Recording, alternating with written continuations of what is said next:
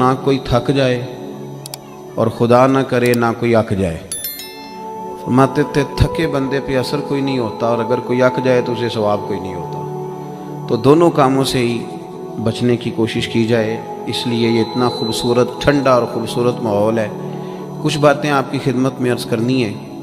अल्लाह तबारक व तआला ने कुरान मजीद में इरशाद फरमाया कि फ़ला व रब्बिका ला युमिनूना हत्ता युहक्किमूका फ़ीमा शजर बैनहुम। ए महबूब अलैहिस्सलाम, आपके रब की कसम, ए महबूब मुझे आपके रब की कसम, ये उतनी देर तक मोमिन नहीं हो सकते जितनी देर तक अपने हर मामले में आपका फैसला तस्लीम नहीं कर लेते, आपकी रज़ा को हासिल नहीं कर लेते, आप के हर कौल को अपने लिए कौल फैसल नहीं जान लेते, उतनी देर तक ये मोमिन हो सकते नहीं। हम ये करते हैं कि चंद चीज़ों में तो दीन पर अमल करते हैं।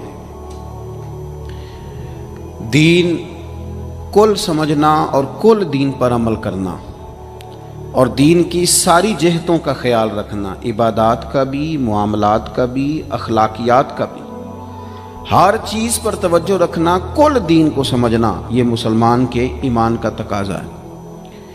हमारा सारा कुछ नबी पाक सल्लल्लाहु ताला अलैहि वसल्लम के साथ वाबस्ता है।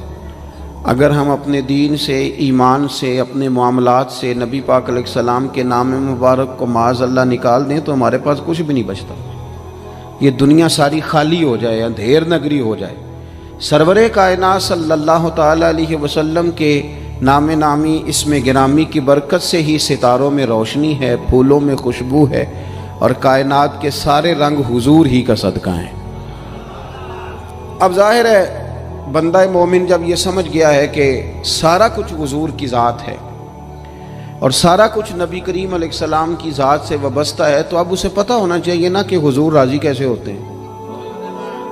उसे खबर होनी चाहिए कि नबी पाक अलैहिस्सलाम की रज़ा किस बात में। सबसे पहले ये समझ लें कि हुजूर ने फरमाया नमाज मेरी आंखों की ठंडक है। यानी हम चूँकि कुछ बातें बहुत ज़्यादा सुनते हैं तो उसका जायका नहीं महसूस करते। कभी हदीस के लफ्ज़ों पर गौर करें, फरमाया नमाज मेरी आंखों की ठंडक है।